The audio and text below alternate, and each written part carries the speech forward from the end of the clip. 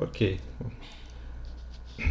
Bom, pessoal, então, na aula de hoje, né, dando continuidade de onde a gente parou, vamos falar sobre paralelismo, né? Paralelismo.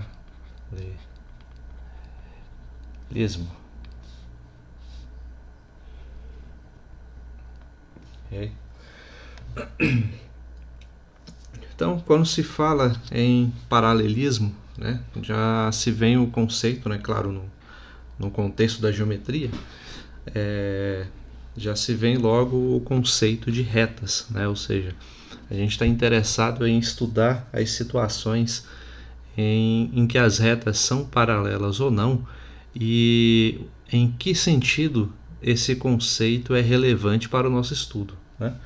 Então, hoje é que a gente vai explorar mais esse conceito, né? Vai ver mais algumas definições, certo? E, é claro, ainda dentro do contexto da geometria plana, certo? Não vamos estender as definições para a geometria espacial, né? Para mais de 2 dimensões. Okay? Então, primeira coisa que a gente tem que fazer é definir o nosso objeto de estudo, né? No caso, o que a gente chama de retas paralelas, né? Vamos primeiro tentar entender o que são.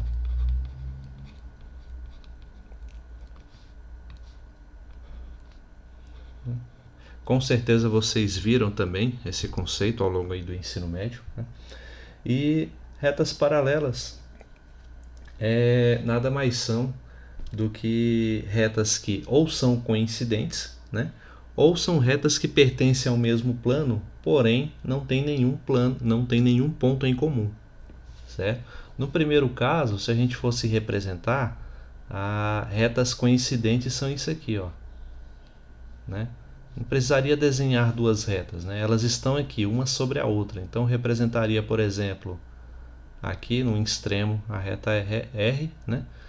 E a reta S ao mesmo tempo, tá? Então as duas com a mesma representação, pois uma está sobre a outra, né? E se uma está sobre a outra, é evidente que elas são paralelas, já que elas compartilham todos os pontos em comum, ok?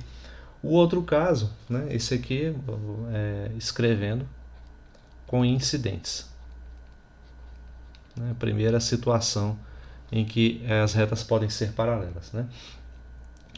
E nesse caso ainda a gente representa simbolicamente que as retas coincidentes são paralelas, dizendo assim, ó, R paralela a S, né? Nesse caso porque R é igual a S, né? Porque compartilha todos os pontos em comum, né? Tem todos os pontos em comum, né? E a outra situação que eu falei é que elas são coplanares, né? Coplanar significa o quê? Né? Que elas pertencem ao mesmo plano, né? Então, se a gente representasse aqui um recorte do nosso plano, né? Não precisa ser muito certinho, não, né? E desenhássemos aqui dentro só duas representações da nossa reta, não precisa ser assim, vou pegar um pouquinho mais inclinada, né? Digamos que essas são agora as nossas retas R e S, tá? E ambas estão no mesmo plano que eu vou chamar de alfa, né? Aqui só utilizando a notação que a gente já viu nas aulas anteriores, né? Representando o plano com letras gregas, tá? Aqui a letra alfa, né? Primeira letra do alfabeto grego. Retas com letras do nosso alfabeto, porém minúsculas, né? E pontos ainda não usamos, mas letras do nosso alfabeto, porém maiúsculas. Então, essas retas serão paralelas, né, nessa situação, e a gente vai representar simbolicamente da seguinte maneira. A gente vai dizer que, pode colocar assim, ó, que R está contida no plano alfa, assim como S também está contida no plano alfa, né? de tal forma que a intersecção entre R e S é nula, porque não há nenhum, é vazia, né? Não há nenhum ponto em comum entre elas, né? Então eu vou colocar assim: R intersecção com S é igual a um conjunto vazio, né?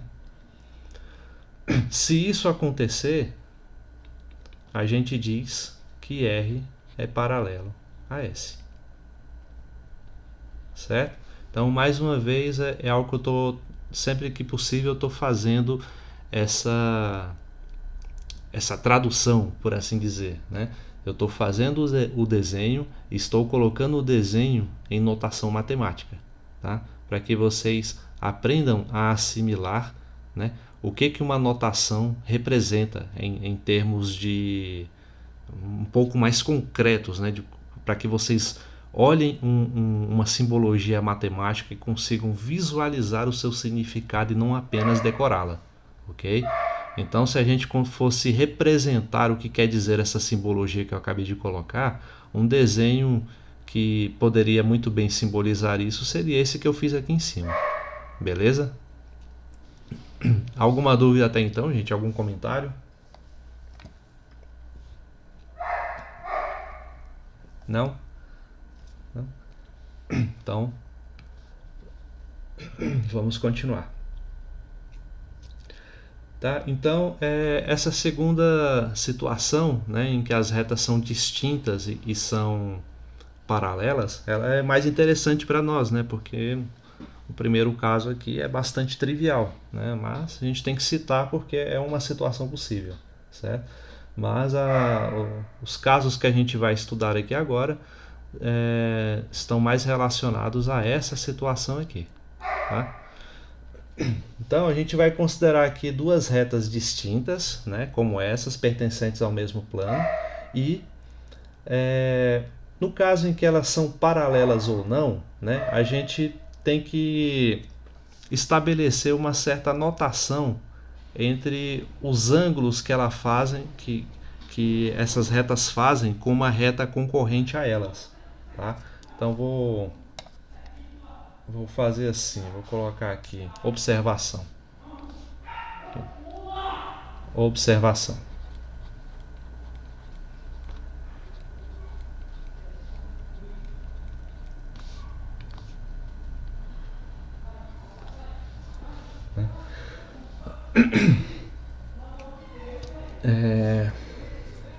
Bom, já que o que nos interessa é a situação de paralelismo, eu vou trabalhar só com as paralelas mesmo, embora essa observação ela não valha apenas para as retas paralelas, tá?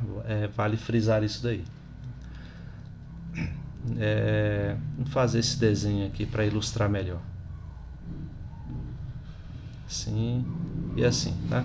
Imagina então essas duas retas que a gente fez aqui no início, essas duas retas R e S, né? Com uma reta concorrente, que eu vou chamar de T. Uma reta concorrente é uma reta que intercepta as duas, tá? Então vou colocar ela assim, ó. Uma reta T.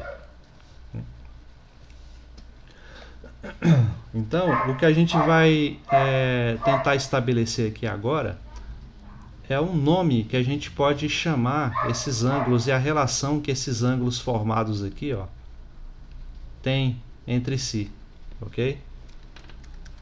Não sei se vocês lembram aquele negócio de ângulos alternos, alternos internos, alternos externos. É basicamente isso que a gente vai tentar estabelecer agora, tá?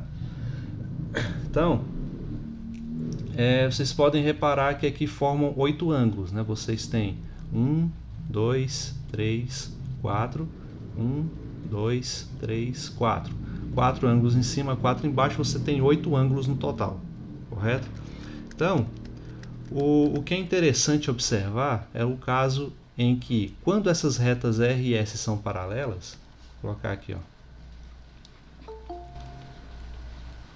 Quando R paralela a S, né, temos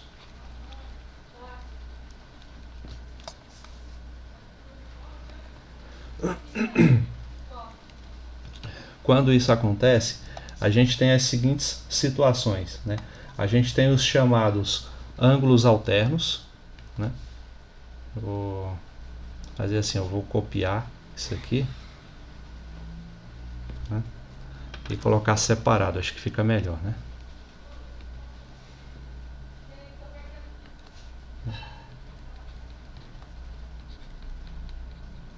Opa, aqui, ó.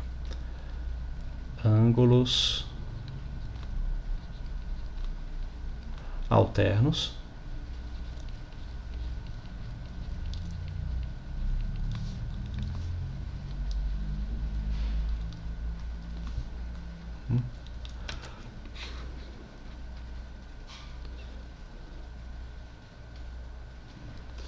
Ângulos alternos são justamente esses. Volta. Aqui, ó.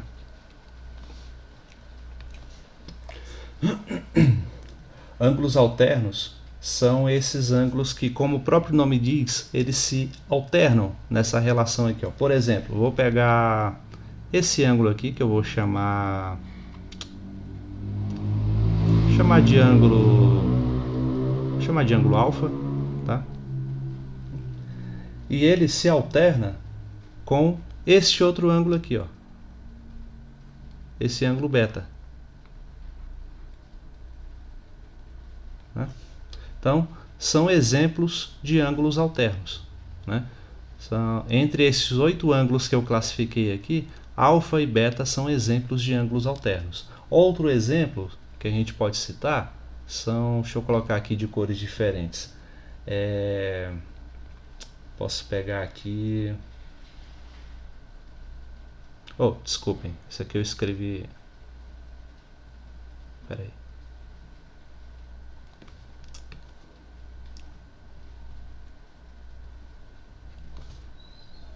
Deixa eu representar isso de outra maneira. Não, alternos seriam isso aqui, ó. Escrevi errado, gente.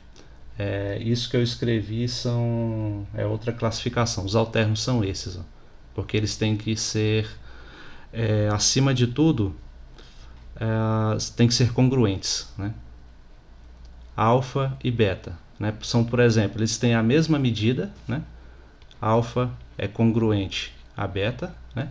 E eles são colocados de tal maneira que se alternam, né? Então eles não são opostos pelo vértice, como a gente já viu nesse caso anterior, né? Em alguns casos, em algumas situações vistas em aulas anteriores, né? Mas na ilustração, como a gente colocou aqui, eles são colocados de maneiras que se alternam no desenho, né? Você pode entender dessa maneira: um está para a direita da reta T, o outro está para a esquerda, né? Direita para cima, esquerda para baixo, tá? Então existem formas mnemônicas de você tentar entender essa relação de alternância entre esses ângulos, ok? Mas acima de tudo, o que caracteriza os ângulos alternos é que eles são congruentes, né? Então, vou colocar alfa e beta, né? Outro exemplo são os ângulos, esses aqui mesmo. Vou colocar gama, alfa, rabisquei a figura de novo. Vou colocar de verde aqui, gama, e esse aqui eu vou chamar de delta, tá? Gama e delta também são ângulos alternos, né? Porque eles se alternam na figura, né? Como vocês podem ver, é uma construção semelhante, né, de alternação. Um ângulo está na parte superior direita da figura, o outro na parte inferior esquerda, né, causando essa ideia de simetria, de alternância, né? E eles são congruentes, ou seja, eles têm a mesma medida. Então, gama é congruente a delta, né? E outro exemplo, qual outros que vocês podem citar que são alternos nessa construção, de acordo com essa lógica aí que a gente utilizou?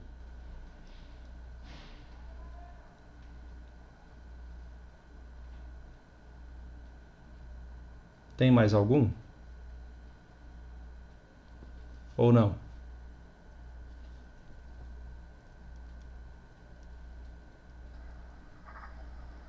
Sim, Qual? o que está abaixo do beta, do alfa e O, acima do beta. o que está oposto ao alfa, quer dizer, né? E oposto ao beta. É, esses mesmo, exatamente.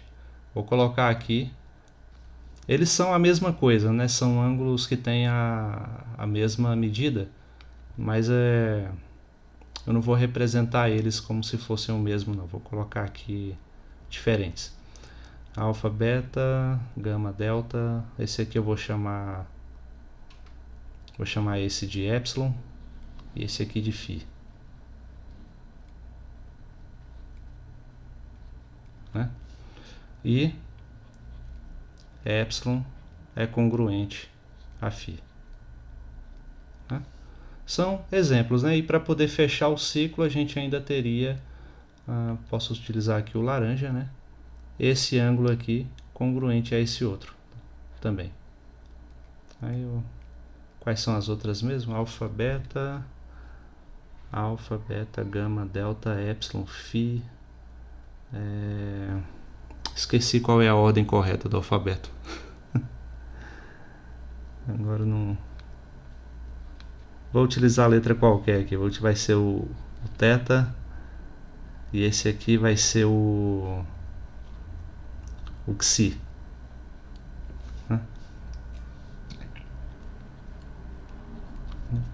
Então esse aqui, o ângulo θ, é congruente ao ângulo xi. Então são exemplos aí de ângulos alternos, ok? Então é claro que a gente já viu que ângulos opostos pelo vértice eles são congruentes, né? Então a gente sabe que alfa e epsilon, por exemplo, que eu marquei aqui, eles são congruentes entre si, né? Esse gama e θ também são congruentes entre si, né? Mas aqui eu coloquei com letras diferentes só para poder caracterizar melhor, né, quais os ângulos que eu estou relacionando, tá? Mas a rigor a gente já fez essa análise, já fez essa discussão anteriormente, ok? E mais, desses aqui, ó, a gente tem que o θ congruente a xi, eles são alternos internos. Tá? Por quê? Porque são ângulos que se alternam na parte interna dessa figura aqui, ó, dessa região formada por essas retas R e S. Tá? E essa alternância que existe entre epsilon e φ, né, que aparece aqui também, causa essa mesma situação de ângulos alternos internos. Ok? Só para a gente emendar aí essa discussão. De forma semelhante, se esses são internos, significa que esses aqui, ó, por exemplo, o alfa e o beta, né, que se alternam fora da região interior a essa aqui, né, delimitada pelas retas R e S, né, significa então que o alfa que está fora e o beta que está fora, eles têm uma alternância externa, né? Então são ângulos alternos externos. Eu vou colocar aqui externos, né? O mesmo raciocínio vale para esses ângulos em verde que eu coloquei aqui, o gama e o delta, né?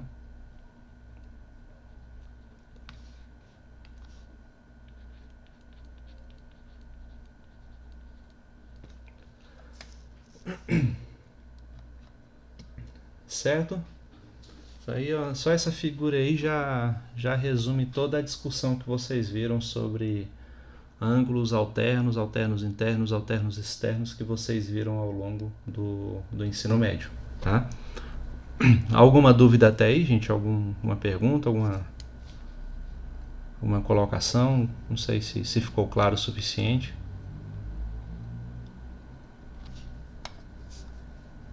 Não? Aí eu...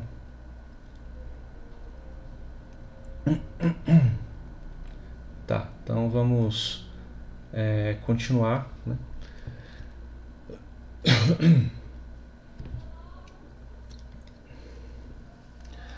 A condição de paralelismo, né, ela foi uma discussão assim tão importante, né, não só nos trabalhos do Euclides, mas de outros teóricos matemáticos que vieram, mesmo da época dele e os que vieram depois, né, que esse conceito ele serviu como base e como fundamento para muitas outras discussões, né, como por exemplo sobre a própria questão da existência da paralela, né, da reta paralela.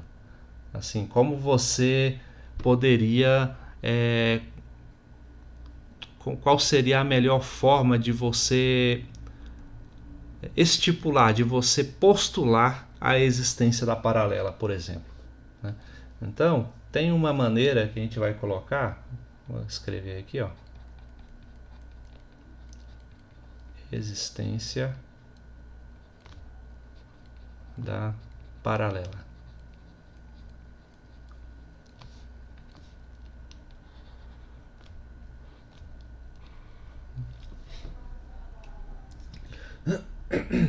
E isso é basicamente um teorema que usa as definições que a gente fez anteriormente, né, para definir a existência de paralelismo, né, a partir delas, né? A gente já fez os postulados, né? já colocou os axiomas, as definições acima, né? Agora precisamos utilizar esses axiomas para poder tirar resultados. É assim que a gente constrói, né, o corpo teórico da matemática, né? Então, esse resultado ele diz o seguinte: que se a gente tem duas retas coplanares distintas, né, e uma transversal determinando ângulos alternos, assim como a gente desenhou aqui em cima, né, que é ângulos alternos que são congruentes, né?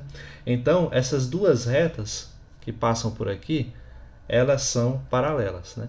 Então, esse resultado ele estipula o seguinte, que se esses ângulos alternos, né, sejam internos ou externos aqui, se eles são congruentes, as retas R e S são paralelas, tá?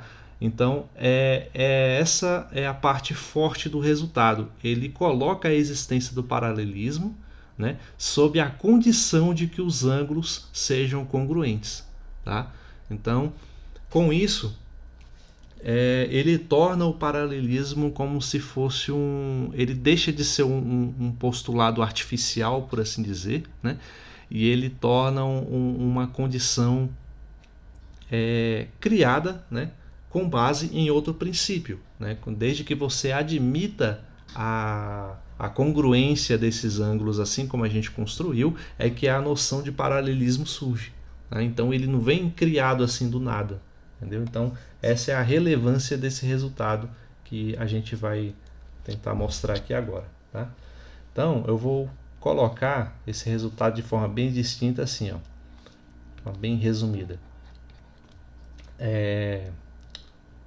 Vou colocar assim, ó, se alfa congruente a beta, né, que são esses ângulos alternos, então R paralelo a S, né? E, claro, essa linha que eu coloquei aqui se refere a essa construção, mas semelhante ao que a gente fez acima, das retas R e S, né, com uma reta transversal passando por elas. Então, aqui a reta R, reta S, e esses ângulos alfa e beta podem ser esses ângulos aqui, ó, por exemplo. Esse aqui o alfa e esse aqui o beta, né? Eles são alternos, né? São alternos internos, mas o resultado em si ele não estipula a necessidade de ser externo ou interno, desde que sejam alternos, né? Então ele coloca aqui, se o alfa for congruente ao beta, né, desde que eles sejam dessa forma aqui, então a reta R é paralela a S, né? Então a gente tem a hipótese, que é dos ângulos serem congruentes, e a tese que a gente tem que provar é que R será paralela a S, ok? Então com isso vamos tentar fazer aqui a demonstração desse resultado, para dizer que a gente não aceitou isso assim do nada, né? Para demonstrar isso aqui, eu apresento a vocês uma importante técnica de demonstração que será utilizada muitas vezes ao longo do curso de vocês, principalmente numa disciplina chamada Teoria dos Números, que vocês verão em breve no curso, que é uma invenção dos gregos, né, chamada Reductio Absurdum, né, que traduzindo seria simplesmente redução ao absurdo. Né?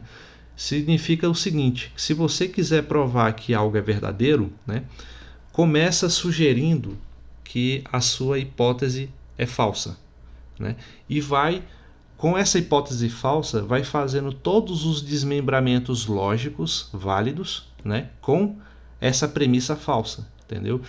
E lá na frente você vai chegar em um resultado que não faz sentido, né?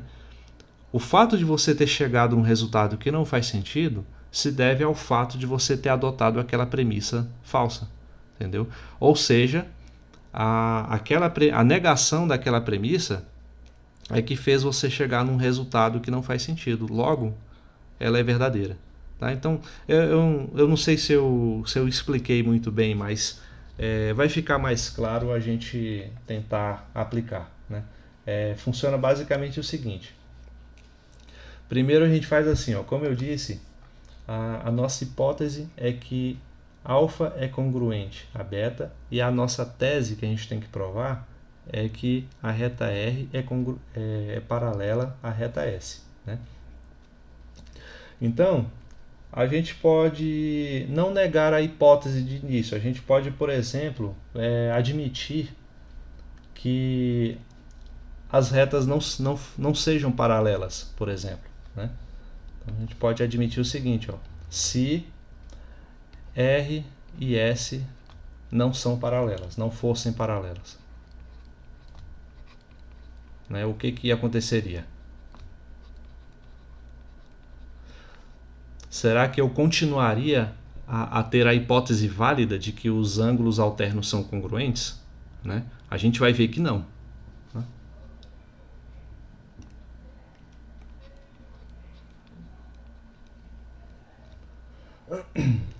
Se R e S não fossem paralelas, né? Então a gente pode dizer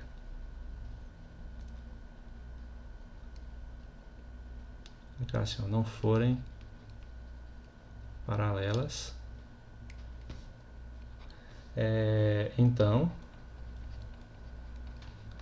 quando você fizer a intersecção entre R e S, né, se elas não são paralelas, significa que vai haver um ponto entre elas, né? Ou seja, dizer que elas não são paralelas significa dizer que em algum momento elas vão se cruzar, né, em um determinado ponto P. Tá? Isso significa que a intersecção entre elas em algum momento vai ter um ponto em comum, que é um ponto P aqui. Certo? Diferente do que seria de se esperar se elas fossem paralelas, né? O conjunto deveria ser vazio. Né? Então, se for desse jeito, o nosso desenho aqui inicialmente ficaria assim, ó. Como é que eu vou fazer assim, ó? Desse jeito, assim, né? E a reta T aqui ainda passando.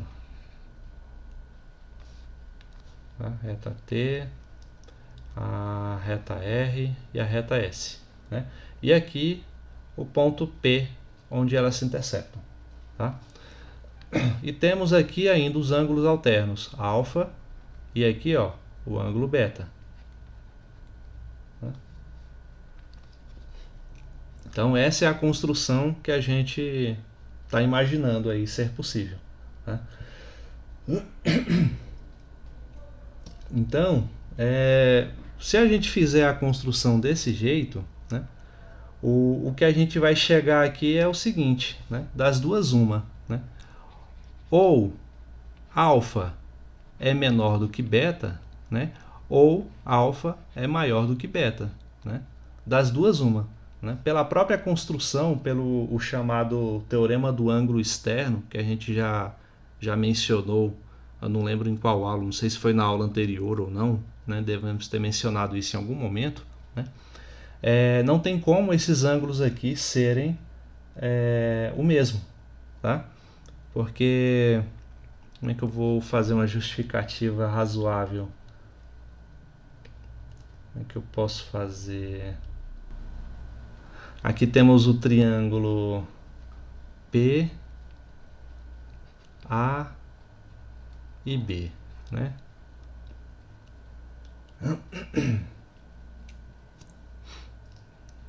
Então, vamos ver.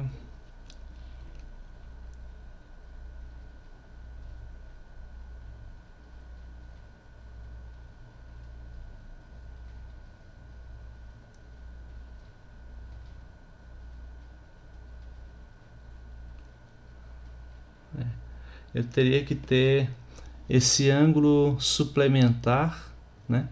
Somado com beta teria que dar 180. E esse outro ângulo aqui suplementar também somado com alfa daria 180.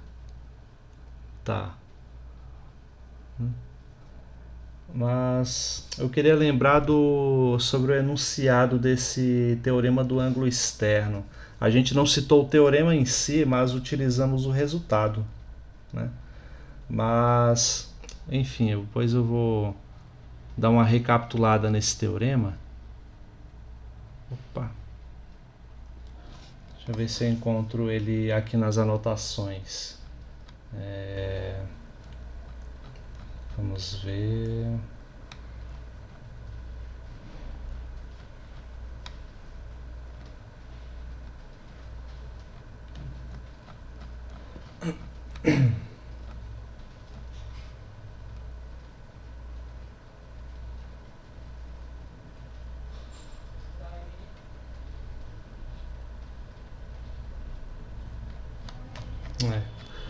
Teorema do ângulo externo.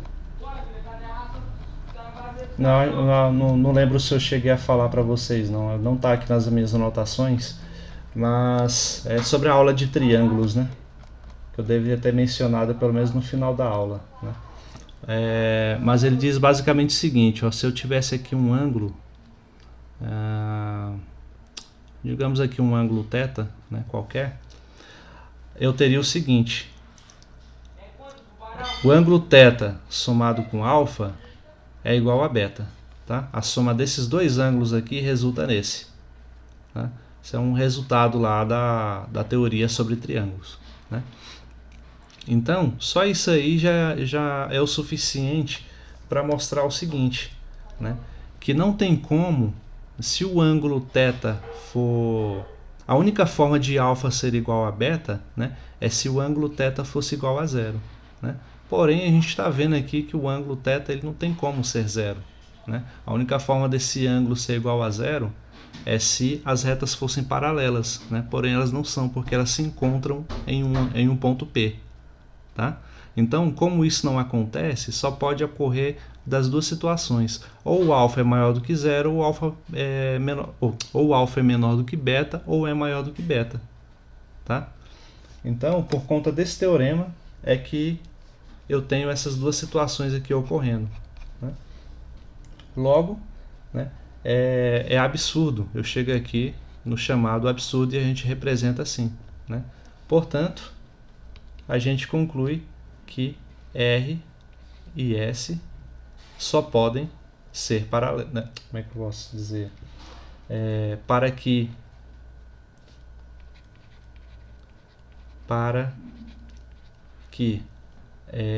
alfa seja congruente a beta,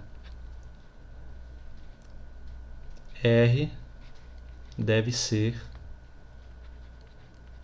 paralela a S. Não tem outra opção. E assim termina a demonstração, tá?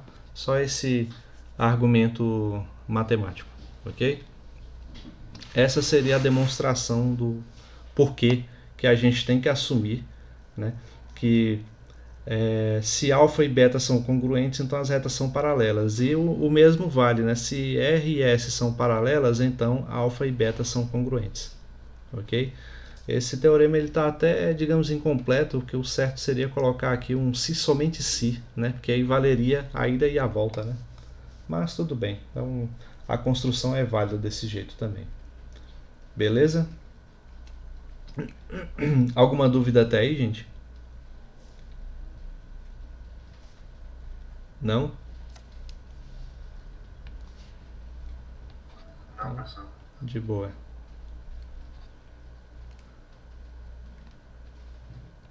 Opa. Então, falar agora sobre a questão da... Não, antes disso, vou mostrar aqui alguns exemplos, antes da gente prosseguir. Para mostrar no que é útil, né, na resolução de algumas questões, inclusive das que eu passei para vocês resolverem hoje, né? No que é útil essa teoria, né? Então, ó, pegar aqui um probleminha do livro. Ó, se eu tenho aqui essa construção,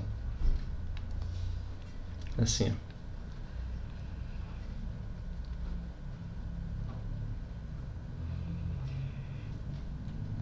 Assim e assim, né? Onde essas aqui são as nossas retas R e S, né? Eu tenho aqui esse ângulo e esse ângulo, né? Onde esse aqui de baixo vale 2x e esse aqui vale x menos 30. Né? A minha ideia, como sempre, é qual é o valor de x. Né? E aí, como que a gente pode fazer isso? Sabendo, é claro, que R é paralela a S. E agora? Como vocês abordariam esse problema?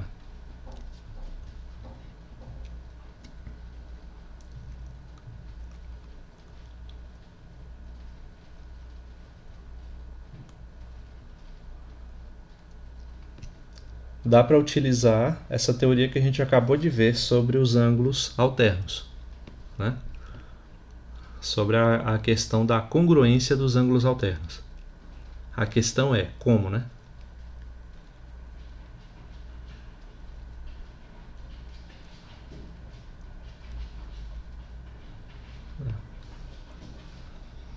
Ó, se eu traço aqui, por exemplo, esses ângulos, ó. Ângulo alfa,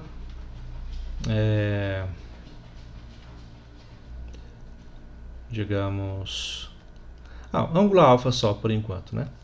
O ângulo alfa, ele é congruente a qual ângulo que está aí? X menos 30. X menos 30, né? Porque eles são que tipo de ângulos? São alternos? Internos. São só alternos, né? Porque não dá para dizer se eles são internos ou externos, né? Porque um está dentro, né, da região delimitada pelas retas R e S e o outro está fora, né? Para ser internos, os dois teriam que estar dentro, e para ser externos, os dois teriam que estar fora. Então, eles são apenas alternos, tá? Então, a gente diz que eles são apenas alternos. Logo, a gente sabe que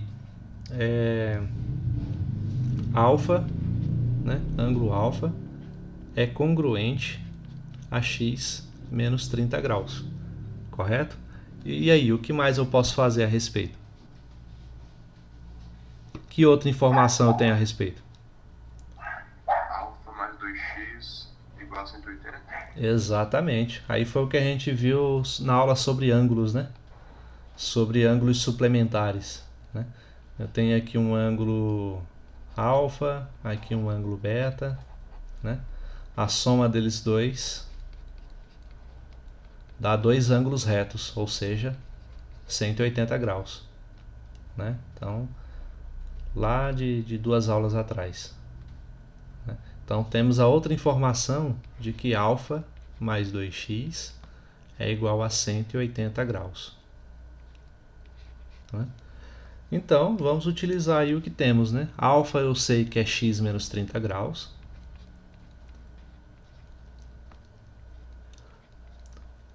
mais 2x, isso é igual a 180 graus. Né? Substituir o alfa pelo x menos 30 graus, só isso. Né?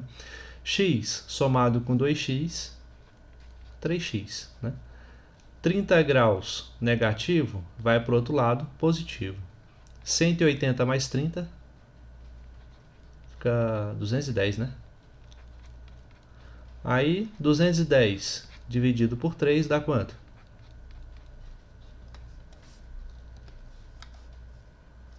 Dá 21 por 3, dá 7, com 0, 70. X é igual a 70 graus. Né? Tá aí, um problema que a gente só resolveu por saber que ângulos alternos são congruentes. Sem essa informação, a gente não conseguiria fazer. Beleza? Todos entenderam? Alguma dúvida? Não, professor. Não? De boa? De boa. Vamos ver. Quero ver quando vocês começarem a fazer prova mesmo. Vai estar tranquilo, né? Quando as aulas voltarem a ser presencial. Tudo. Aí... que só tá assim por causa da distância, né? Quando voltar a ser presencial, volta tudo ao normal, né? Inclusive as famosas provinhas, né? Então, vamos ver um outro exemplo aqui.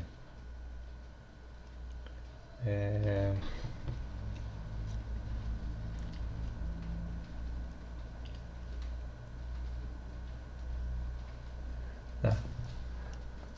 Esse outro desenho um pouco mais elaborado, nós vamos ver se dá para fazer. Sim.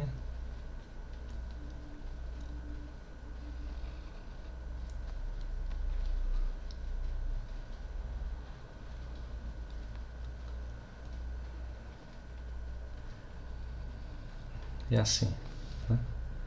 Aqui é uma reta T, aqui é uma reta V, aqui é R, aqui é S, e os ângulos considerados são esse daqui e esse, onde o de cima é X e o de baixo é Y. Né? Então, o que o problema pede para calcular é o valor de X mais Y. Né? Isso sabendo que R é paralelo a S e T é paralelo a V. Né? E agora? Tem como fazer?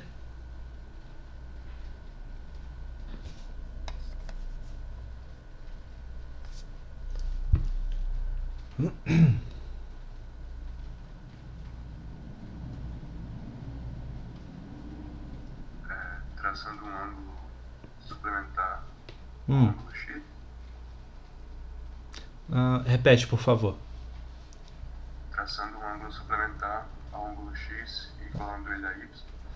Traçando um ângulo suplementar ao X, seria esse, certo? E quanto ele vale? Aí eu não sei. Então, essa é a questão. Ó, vamos fazer a análise aqui aos poucos. Ó. Vamos estender essa reta T aqui. Não ficou legal não, peraí.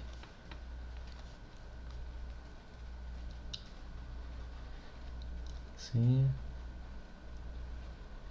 Esse aqui também, né? Então, vamos fazer assim, vamos ver se dá para melhorar a visualização, né? Estender aqui também a reta R, a reta S, quer dizer, né? Opa.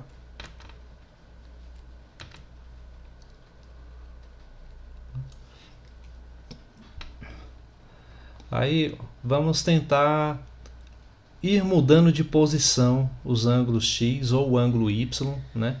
Até ficar de uma forma que a gente entenda, que a gente consiga fazer alguma coisa com eles do jeito que está aí. Né? Então, uma estratégia é a seguinte, ó. Por exemplo, o ângulo Y. Vamos mudar o ângulo Y de posição. Vocês preferem mudar o X ou o Y? Escolhem aí. O X. X, beleza. Onde que eu consigo? Ó, vou marcar aqui alguns ângulos. Por exemplo, esse aqui vai ser o ângulo 1, o 2, 3, 4, 5, 6, 7 e 8, né? Pode ser até aqui também, o 9, 10 e o 11. Tá, fiz uma bagunça aí, mas pelo menos tá aí, numerado, né? Tá, esses aqui estão bom. Tá, dá para colocar mais aí, mas acho que esse aqui tá bom, né? Em qual posição eu consigo colocar o ângulo X aqui? De tal forma que seja conveniente pra gente. 7. No 7?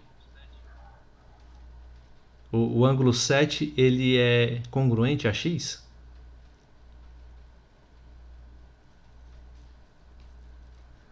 Sim.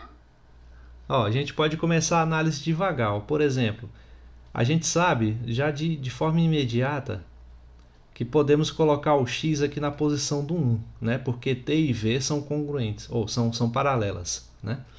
Então, X e 1, né? Esse ângulo 1 que eu coloquei aqui, eles são congruentes, né? Então, eu posso pegar o ângulo X e colocar ele bem aqui, certo? Ao colocar o ângulo X aqui, aí nós vamos reparar que o problema informa que R e S também são paralelas. Então, significa que eu posso pegar o ângulo X, tirar ele daqui e colocar bem na posição do ângulo 7, como o colega falou, né? Porque X e esse ângulo 7 também são alternos, portanto, são congruentes, né?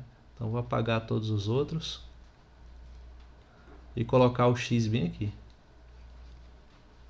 E agora? O que dá para fazer aí?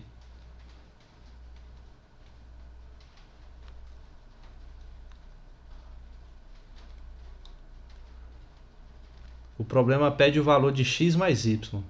Dá para saber quanto vale x mais y? Sim. Quanto? 180. 180, né? São ângulos suplementares. Independente do valor de x ou valor de y, ele não quer o valor separado de x e de y, ele quer a soma, né? Então, independente do valor que x e y tenha, a soma vai dar 180 graus e o problema está terminado. Pronto, acabou. Certo? Só fazer esse tipo de análise que o problema está terminado. Beleza? Então tá aí 2 exemplos, uma ilustração bem eficiente, né, sobre as aplicações dessa ideia de ângulos congruentes, né, ângulos alternos e tudo mais, né? Ângulos alternos, né, um estudo que só é possível através da ideia de paralelismo, né? Então, prosseguindo, vamos falar sobre o conceito de unicidade da paralela, né? Unicidade da paralela.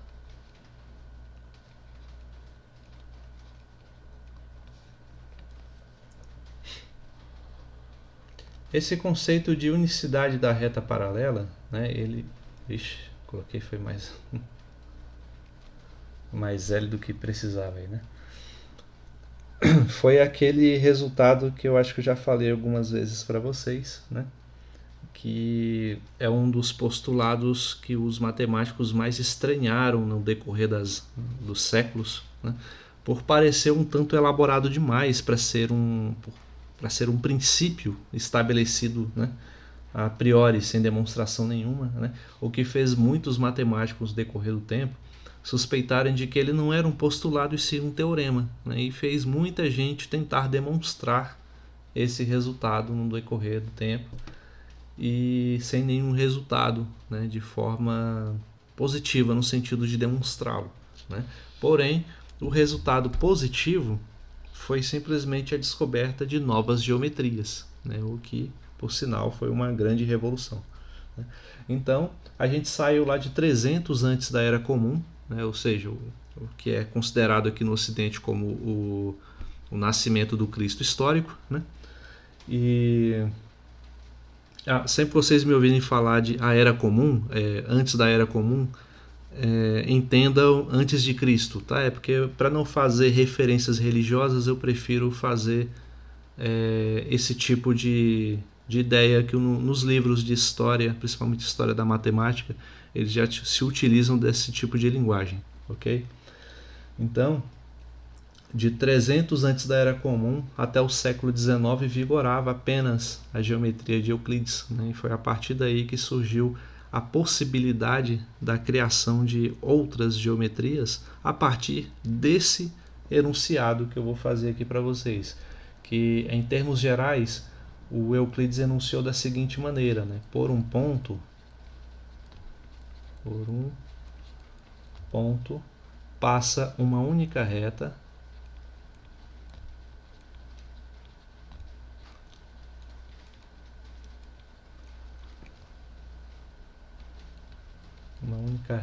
paralela a uma reta dada.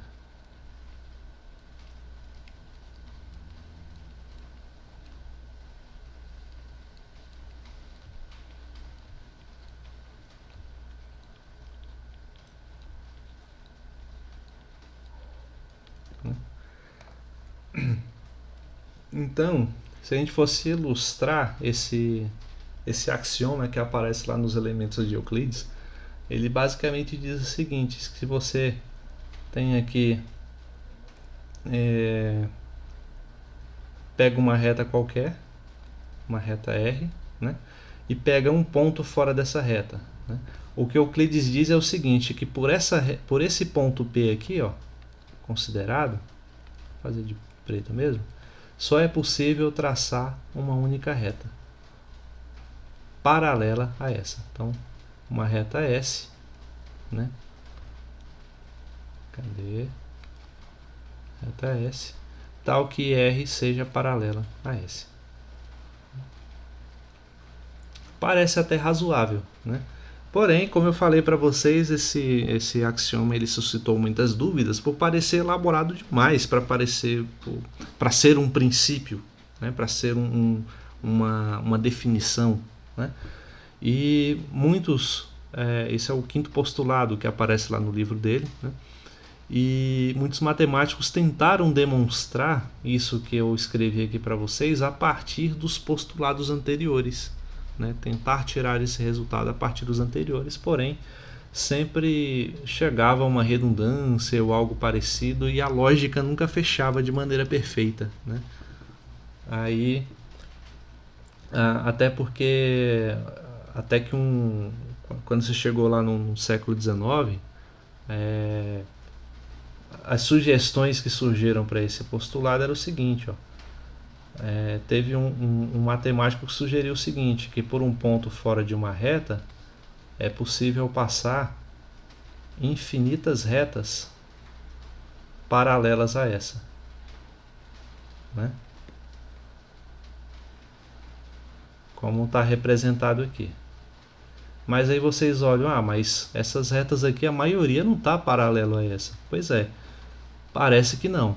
Isso porque no desenho anterior a gente está imaginando um plano assim, ó, todo bem comportado, igual a uma folha de caderno que vocês têm aí, certo? Porém, isso aqui, esse ponto P e essas retas que estão passando por eles, todas são paralelas a essa reta R. Se em vez de você ter um plano como está aqui, você tem uma figura assim, ó. Vou fazer assim, peraí. Deixa eu ver se eu consigo desenhar isso, né?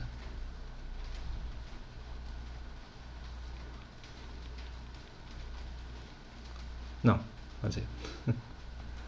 Começar aqui por cima.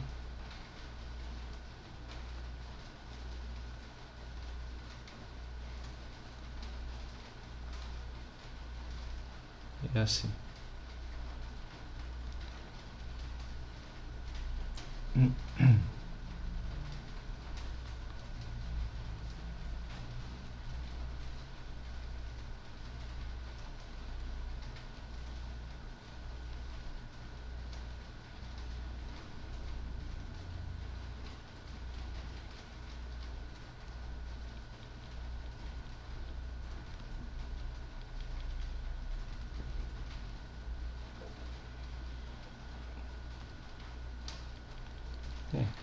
Imagina aí que está mais ou menos bem feito, né? Essa figura aqui que se chama paraboloide hiperbólico, né? E o nome da geometria criada a partir desse princípio é de geometria hiperbólica ou geometria de Lobachevsky, né? E nela você consegue pegar um ponto em uma região e traçar infinitas retas daqui que são paralelas a uma reta dada, né? Então esse princípio é válido e ele tem outras implicações bem estranhas, como por exemplo a soma dos ângulos internos de um triângulo desenhado nessa superfície aqui é menor do que 180 graus, porque um triângulo desenhado aqui ele teria um aspecto mais ou menos assim, ó.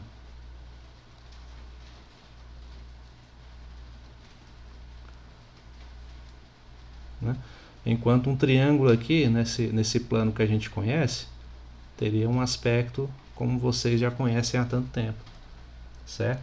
Outra possibilidade de negação desse postulado de Euclides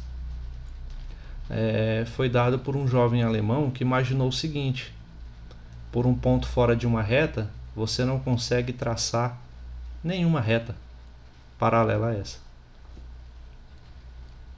Nenhuma, né? E a geometria que você cria a partir dessa suposição inicial, ela tem uma forma basicamente assim, ó.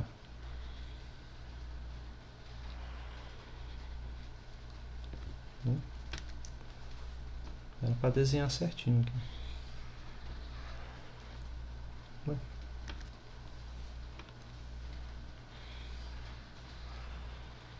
Aê.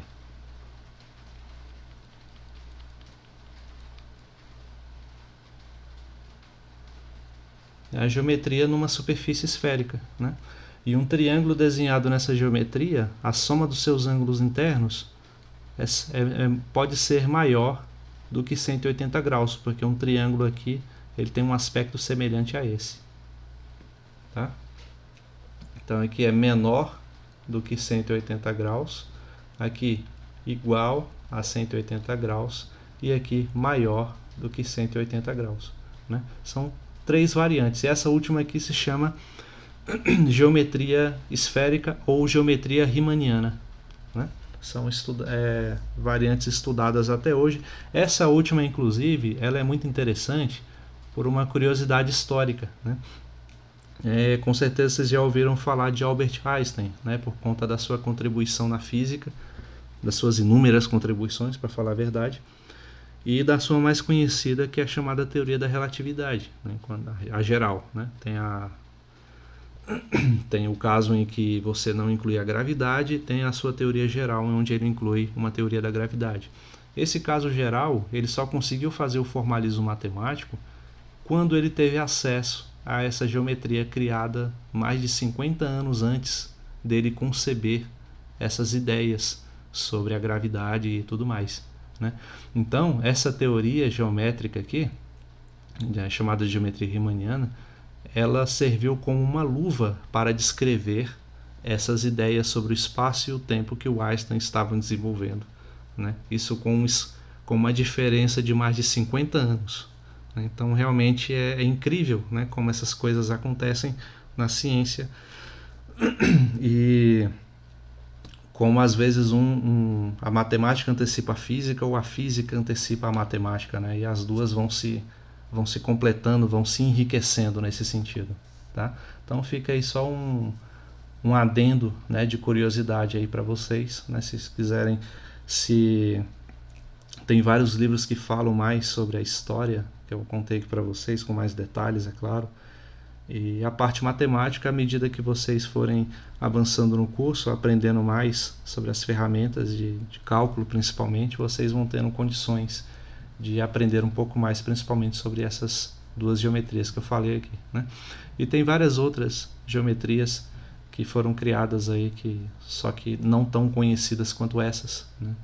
Tem a geometria fractal, que não tem nada a ver com esse axioma das paralelas, tem a geometria projetiva, enfim, tem muitas variantes aí da geometria algébrica e por aí vai, tá?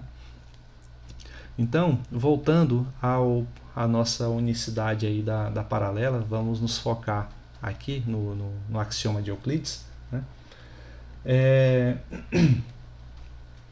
Com esse axioma, o Euclides ele ele estabelece que por um ponto fora de uma reta é possível passar apenas um ponto, apenas uma reta paralela a essa anterior, como eu acabei de escrever, né? Então, se duas retas paralelas distintas interceptam uma transversal, igual nesses desenhos como eu fiz aqui, ó. Cadê? Só para não precisar fazer de novo. Igual nesses desenhos como eu ilustrei aqui em cima, né? Então, os ângulos alternos, que são correspondentes, eles são congruentes, tá? Então, só para poder complementar a existência, a unicidade da paralela com a questão da existência. Aqui a gente provou que a paralela existe, né? E a questão da unicidade é para mostrar que ela é única, tá? Por conta deste ponto aqui. Como eu disse, ele não é algo que dá para a gente provar, né, por si só, ele é um axioma, tá? E lá no livro tem até uma justificativa com base nesse teorema que a gente mostrou sobre ângulos congruentes, né, os ângulos alternos congruentes. Tá? Mas eu não vou fazer a discussão aqui porque ela é muito semelhante a essa anterior. Tá? Acho que é um excesso de preciosismo, né, nesse caso. Ok? Então, fazendo aqui, só para falar, né, que a reta paralela ela existe e é única na geometria euclidiana, né? Se fosse resumir tudo que eu falei em uma única frase, seria isso, beleza? Então, vocês têm alguma dúvida até aí, gente? Alguma pergunta, alguma colocação? Só para saber antes de ir para o próximo ponto.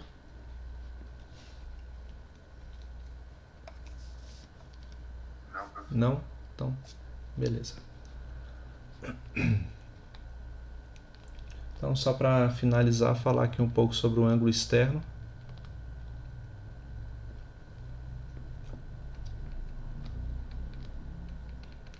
Que eu não falei lá na aula sobre triângulos, né? Mas dá para falar aqui.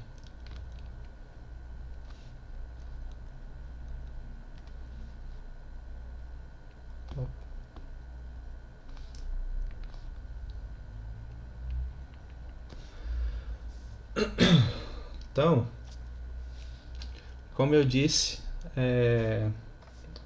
peraí. Sim. Ângulo externo está naquela construção, está relacionado à construção do triângulo, como a gente já fez essa discussão na aula anterior, né?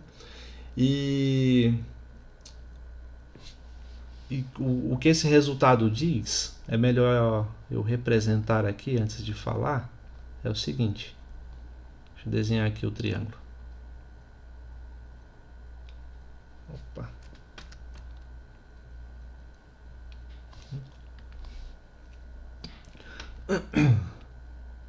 Quando eu tenho aqui um ângulos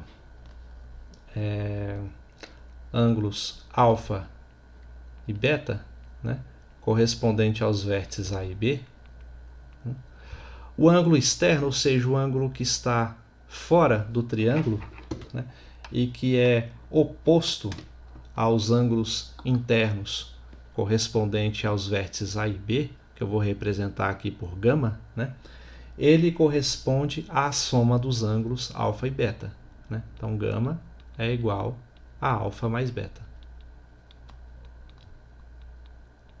Opa. Né? Então, isso aqui é um teorema, dá para a gente demonstrar de forma até simples, utilizando aquele resultado lá sobre os ângulos alternos, né? E a forma que a gente pode demonstrar isso é o seguinte, eu vou até copiar aqui, ó, a figura. A demonstração ela é bem construtiva mesmo.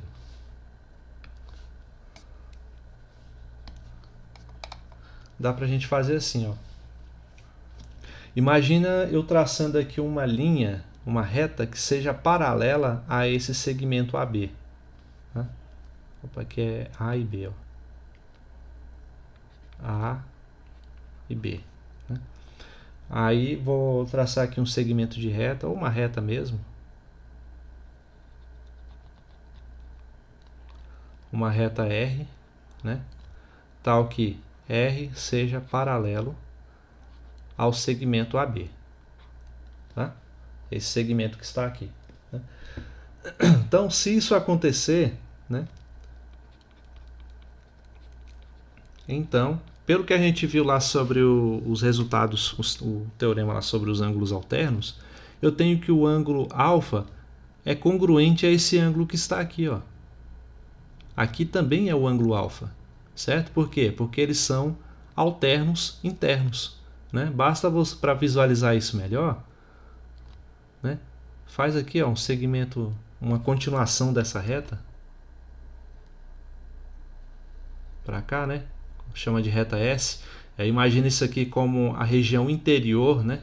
Das retas paralelas RS, e você vê o ângulo alfa e o ângulo e esse outro ângulo aqui, né? Não, pera. Não é o alfa, não, aqui é o beta, né? Aqui é o beta, desculpem. É o beta que é congruente a esse ângulo formado aqui, ó, pela própria construção, tá? Porque eles são alternos internos, ok? Ainda bem que eu fiz o tracejado ali, senão já ia errar no argumento. Aqui, ó. Esses dois ângulos são alternos internos. Então, vamos fazer assim, vamos chamar, só para não confundir tanto, eu vou dizer que esse ângulo aqui, ó, ele é o ângulo B e esse aqui é o ângulo A, melhor assim, né? Aí eu vou dizer que o ângulo B é congruente ao ângulo beta, né? Melhor, para não ficar, porque é óbvio que beta é congruente a ele mesmo, né? Do jeito que colocando a mesma notação, né, mais confunde do que ajuda, né? E outra coisa, agora eu preciso falar algo a respeito desse complemento aqui, ó, né? O que eu posso falar a respeito desse ângulo que eu tracei aqui em vermelho, né? O que eu posso fazer? O que eu posso dizer a respeito dele?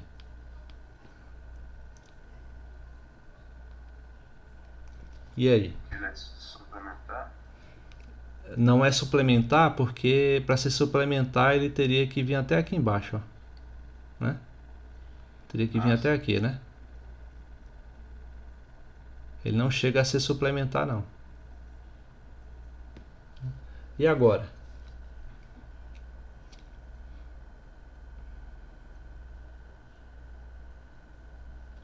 E aí?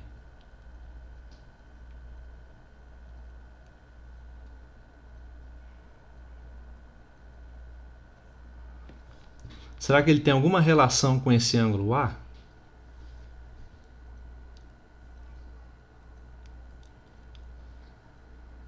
Congruente. Mas como mostrar isso?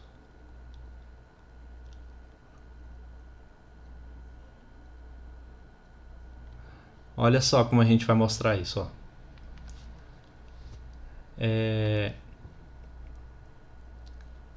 Esse ângulo aqui, né?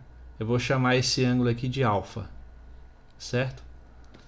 Eu vou continuar esse segmento aqui, ó, da reta R, né? Qual é a relação entre alfa e A?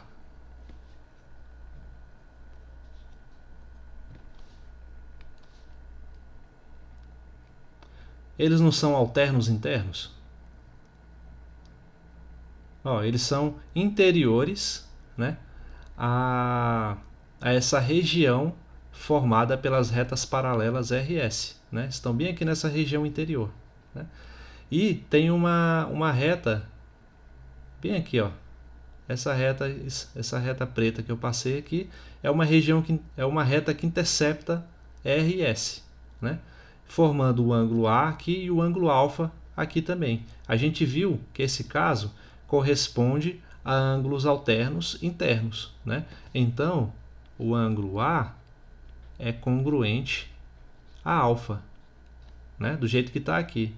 Porém, alfa é oposto pelo vértice a esse ângulo aqui, ó. Olha aqui o ângulo alfa aparecendo de novo, né?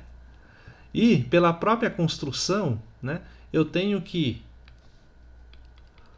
o ângulo gama que está aqui, ele está dividido em duas partes, um pedaço em alfa e um pedaço em beta, por própria construção. Ele é formado por alfa mais beta. E assim termina a demonstração. Eu mostrei então que gama é igual a alfa mais beta, né? Onde alfa corresponde ao ângulo A, né, por ser congruente, e beta corresponde ao ângulo em B, né? É dessa forma que eu provo o resultado que eu mencionei acima, que alfa mais beta é igual a gama. Tá? Então, assim a gente mostra esse resultado do ângulo externo. Beleza?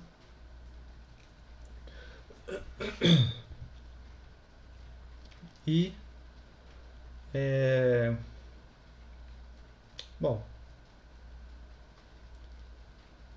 com isso falta só mencionar também o fato de que a soma, né,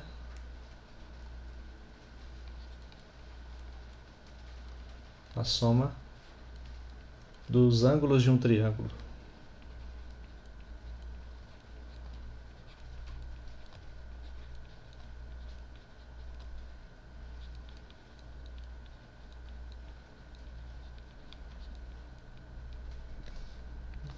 no caso, vocês já aprenderam já há muito tempo que a soma dos ângulos de qualquer triângulo, seja ele escaleno, seja ele equilátero, seja ele qualquer tipo de triângulo que for, sempre vai ser 180 graus, ou seja, dois ângulos retos, né?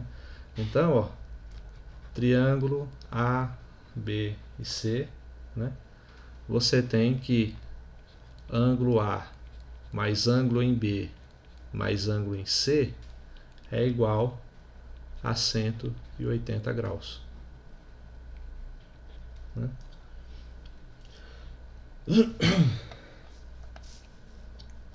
E isso não é difícil de demonstrar, né? Por mais que pareça, ele se apoia muito no resultado que a gente fez anteriormente, né?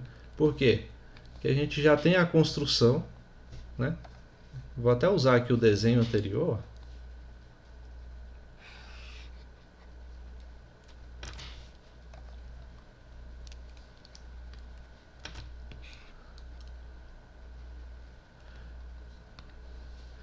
A gente já sabe, já provamos que gama, né, é igual a alfa mais beta, certo? Aí falta saber quanto mede esse ângulo aqui, ó. Vamos chamar esse ângulo aqui de delta, né? A gente sabe que lá do resultado dos ângulos, né, esse ângulo aqui, ó, delta somado com gama tem que dar quanto? Delta com gama 180 graus, né? Porque são suplementares. E acabou a demonstração. É só isso, né? Então, a parte difícil era demonstrar isso aqui, ó, o resultado sobre o ângulo externo. Demonstrou, já sabemos que isso é verdade, né? Que gama é igual a alfa mais beta. E sabemos, agora precisamos relacionar com esse ângulo delta que falta aqui, ó.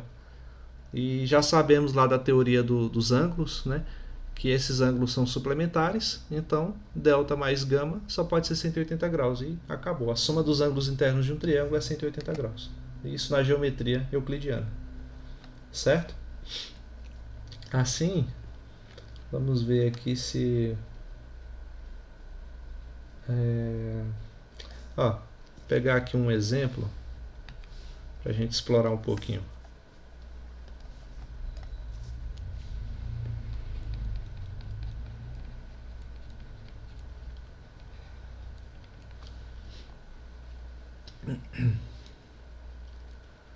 Pegar uma figura assim, ó.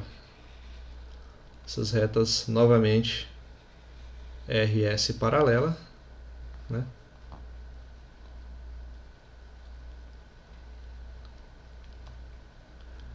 Com essa figura aqui no meio.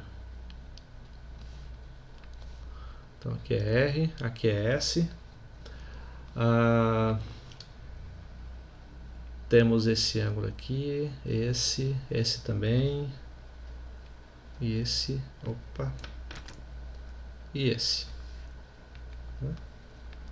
Então esse aqui vale Y, esse aqui vale 20 graus, esse aqui vale 40 graus, esse aqui vale Z e esse aqui vale X, né? Então, o problema quer saber o seguinte: sabendo que R e S são paralelas, determinar X, Y e Z. E aí, como a gente pode determinar esses ângulos X, Y e Z? Alguma ideia?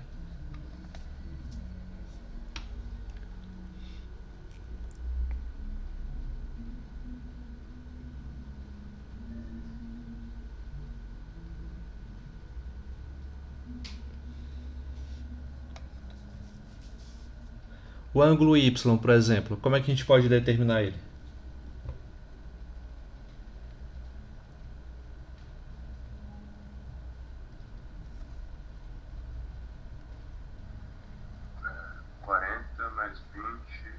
Mais Y igual a 180? Exatamente, novamente a mesma estratégia. Tá vendo que as estratégias vão se repetindo, né? Não tem muito o que fazer, as técnicas são as mesmas, né? A gente só tem que reconhecer o padrão nas figuras, né? Então, ó, aqui a gente tem novamente aquela situação de ângulos suplementares, né? Então a gente tem que ter a situação de 40 mais 20 mais Y, tem que dar 180 graus, ó. 40 mais 20 mais Y, 180 graus, né? 40 mais 20 é 60. 60 mais Y, 180. Y vai ser então 180 menos 60. Y vai ser igual a 120 graus. Então, Y está determinado, né? E agora? Como faz para determinar o Z e o X?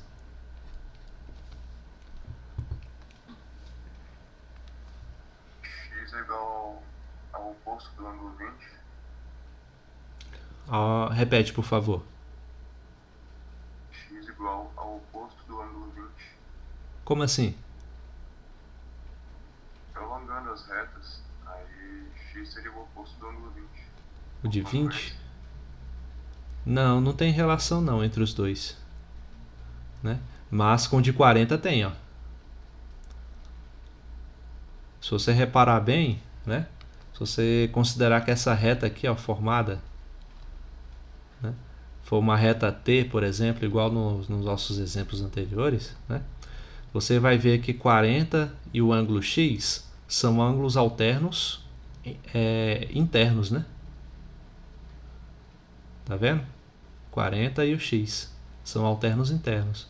Então, daqui a gente tem que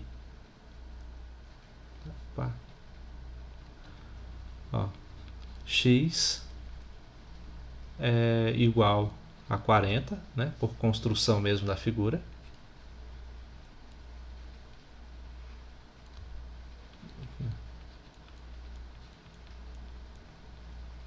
Alternos internos, né? E como que eu determino Z?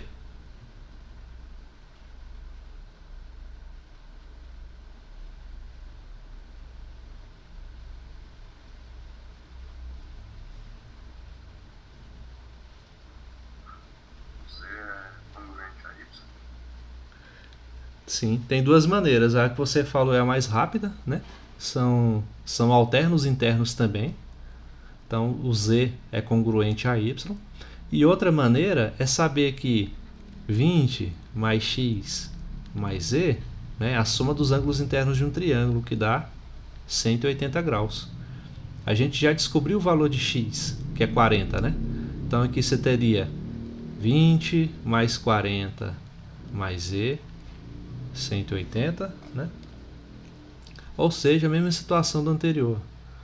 60 mais Z igual a 180, Z igual a 120. Como não poderia deixar de ser, né? Já que Y e Z são congruentes, então eles têm a mesma medida. Certo? E assim seria a resposta do problema. X igual a 40, Y e Z igual a 120 cada. Beleza? E é assim, a gente vai olhando as figuras, vai tentando reconhecer os padrões e vai aplicando essas ideias que a gente viu aí durante a aula. Ok? Alguma dúvida até aí, gente? Não? Não, professor. Não, né? Bom, então nesse caso, acho que não há muito mais o que discutir. A gente encerra essa parte, essa discussão sobre paralelismo. Na próxima aula a gente fala sobre perpendicularidade, né? Onde vai ser uma extensão dessa ideia aí de paralelismo, né? Afinal de contas, cada aula a gente vai se apoiando, né, no degrau que a gente construiu para fazer o próximo, né? Certo? Então daqui a pouco eu posto aí a atividade para vocês assimilarem melhor esse conteúdo. E, bom, dá uma lida no capítulo, né, para fixar melhor e tentem fazer as atividades, beleza? E então, boa semana a todos e até a próxima aula. Boa noite, até mais, pessoal. Até, professor. Boa noite.